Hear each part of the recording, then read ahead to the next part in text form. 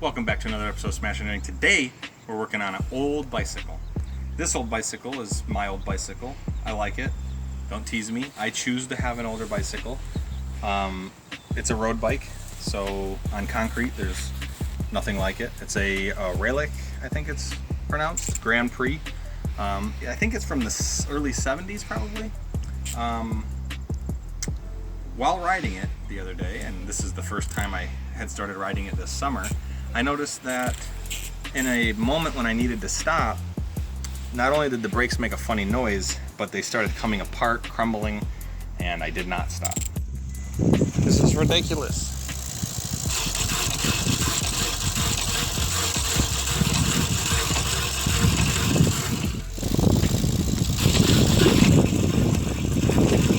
That's full on, it won't stop. So, as you can see by the thumbnail, I need to change these brakes before I end up like that. So let's go ahead and get started.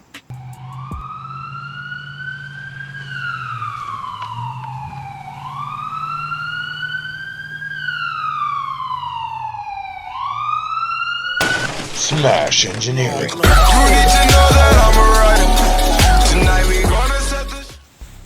First things first, you need to order whatever brake pad. This is just kind of a universal. I think they're made by Bell, but they do match what I currently have in there. And if you can see, on this side there's almost no brake pad left, and on this side you can see there's like these little round cylindrical cutouts. Those started just coming completely apart on it, and it's what it is they're rubber. So when they get old and brittle and dried out, they don't have any grip left, and they just start coming apart. So let's go ahead and change these out. So this one, I'm using a 10 millimeter. I don't know what your bike will be, but all bikes are pretty much the same. So what you'll do is loosen this. So this is one of the hardest brake jobs you'll ever do, I promise. I like to put all my stuff right together so I'm not making a mess.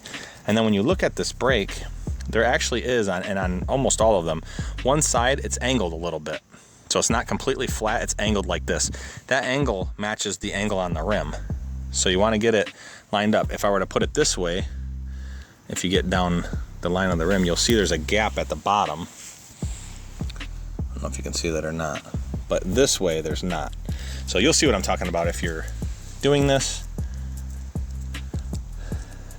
So you just kind of insert the new one here. And this is not all you have to do, but this is the majority of what you have to do. So you put this on, you line it up with the rim. You're gonna have to tighten it down.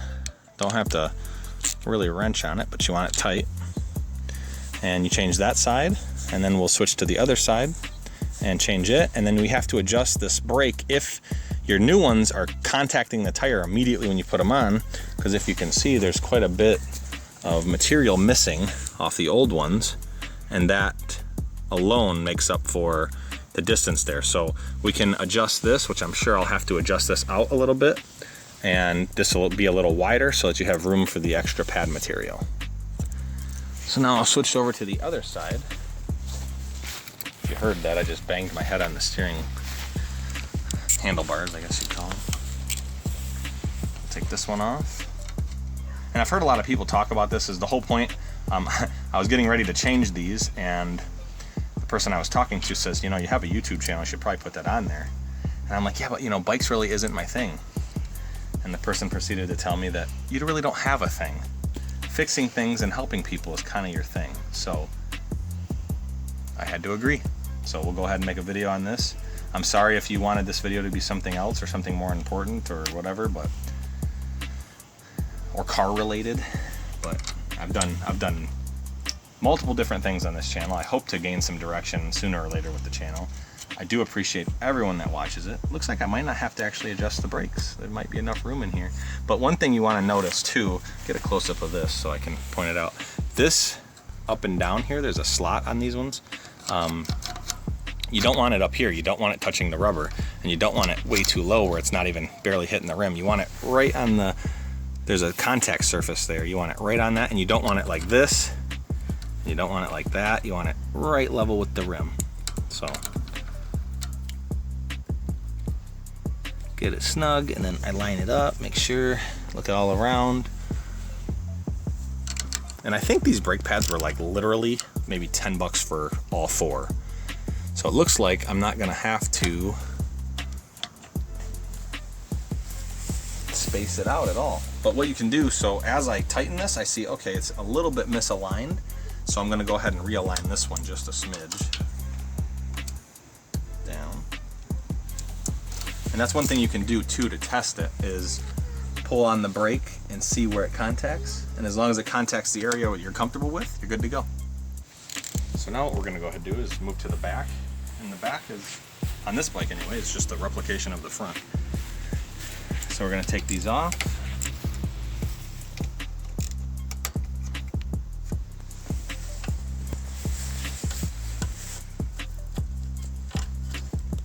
Like that.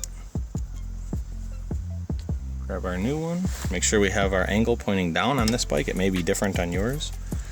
But these are just universal pads. These aren't actually designed specifically for my bike. But I checked them ahead of time and made sure they'd work. So go ahead and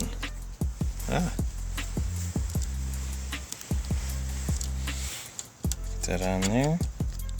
I'm not going to snug that down because I want to pull the brake and see exactly where the best contact point is. So we'll do this side.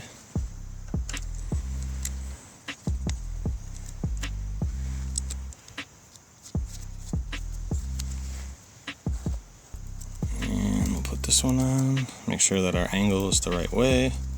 Probably still would work the other way, it's just not going to stop nearly as well.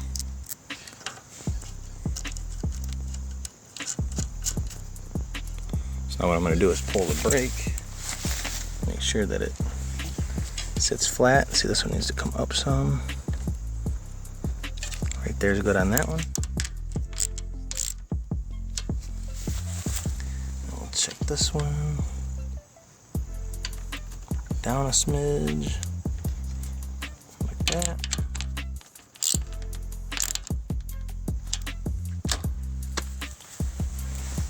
Let's take this thing for a ride and see how well it does.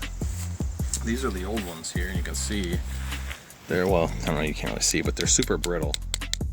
They sound like, well, you know how rubber gets when it gets old and brittle. It's just no longer, there's no grip.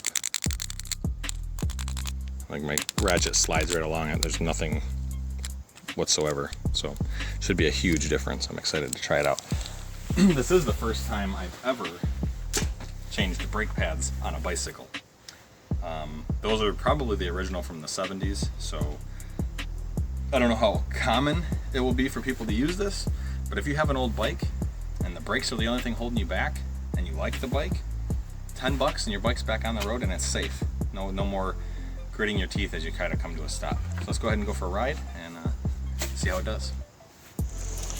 All right, maiden voyage. Now some of you might notice my handlebars look kind of goofy.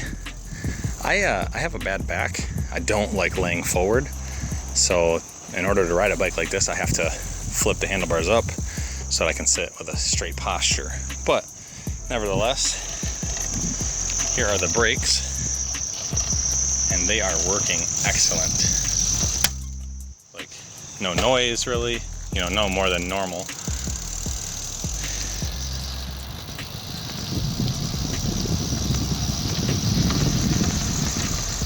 And it just stops, like it'll throw you off if you're not careful.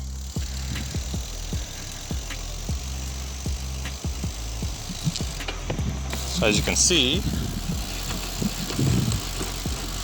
they are working beautiful. So like always, thanks for watching. If you like what you're seeing, subscribe, throw a comment on there, throw a like on there for me. Give me some ideas, maybe what you want to see, something I can do to help. I always want to help. But thanks for watching, help your neighbor, and have a great day.